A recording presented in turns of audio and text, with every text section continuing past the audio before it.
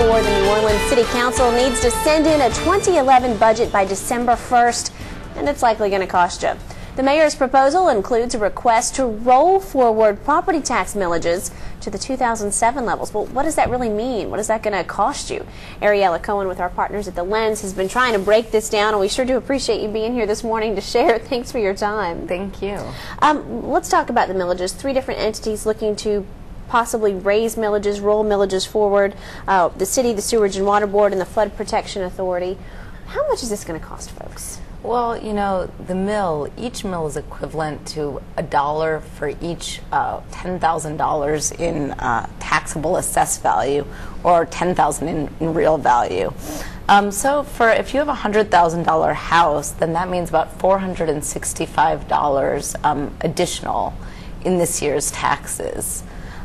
So it doesn't raise it considerably over the previous year. It just raises it about $15 for a $100,000 person's home. But if you get into someone who owns a $500,000 house, then you're seeing a significant raise or at least a few $100. You're going to feel that one. Yeah, you're going to feel it. So the mayor wants to raise property taxes. We've got these other 2 boards looking to roll millages forward. How does that work? Do they need approval by the council or the voters? They do need approval, but we gave them approval in 2007. The voters approved a ceiling, and now we're going to go to that ceiling for the city's proposed millage increase. So we haven't been at the maximum yet, and they want to bump it up. You know, after the storm, the city council understood that people were struggling to come home, and they didn't want to raise to the ceiling. They felt that people needed every incentive to come back to Orleans Parish. But now at this time, you know, we have a deficit. The increase will raise about $26 million for the city. And Mayor Landrieu is looking at ways to fund expanded recreation departments, more economic development programs, more sewage baskets, just, you know, basic stuff that we need. Always a need for money. The mayor is pretty adamant in rolling these millages forward, but the city council, they've got some other ideas on how we could afford this stuff without the property tax. Right, and the council has definitely raised a lot of suggestions, and hopefully in the next 2 weeks before December 1st, when they have to vote on the millage increase, they'll be able to go forward with some of these. And so they're thinking that maybe we could raise some of the salaries of the high-end City Hall managers. And that's people that aren't civil service employees. They're experts that are being brought in to manage new programs. Some of them are getting about $130,000 for salaries, which some on the city council say is just too much. And then there's also talk about cutting a $2.4 million expenditure for a new economic development program. People are thinking, you know, maybe, hey, we have a new public-private partnership to move forward with economic development. Maybe we don't need both of them.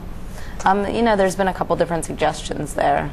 And I'm sure that's all going to get kicked around pretty tenaciously in those budget talks. Absolutely, yeah.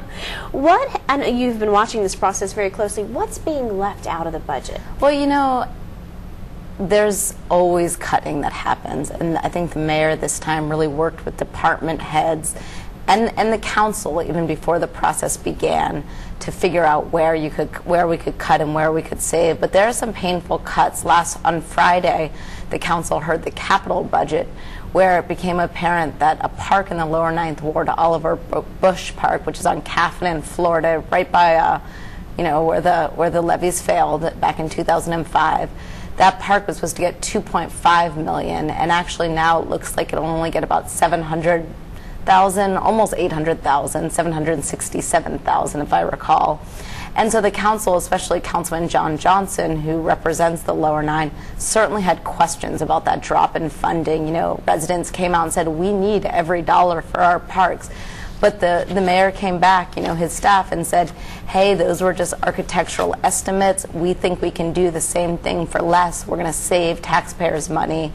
We're going to do a high-quality park. It'll just cost less. But whether they're going to do everything, you know, residents are still questioning that, certainly. Never a pretty process. No. It gets rough in there. It gets rough. Ariella Cohen with The Lens, thank you so much for all your expertise this morning. We certainly appreciate it.